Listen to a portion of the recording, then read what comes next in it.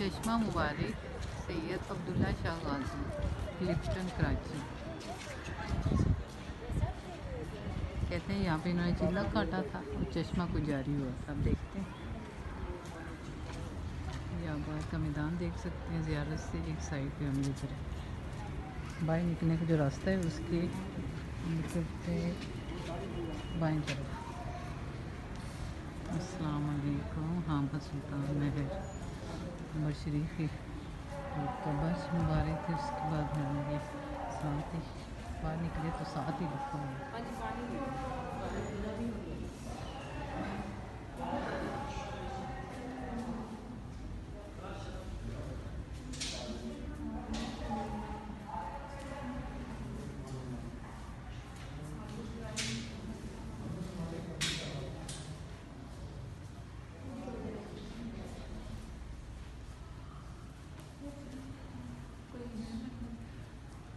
मन्नत है ये चिल्ला था।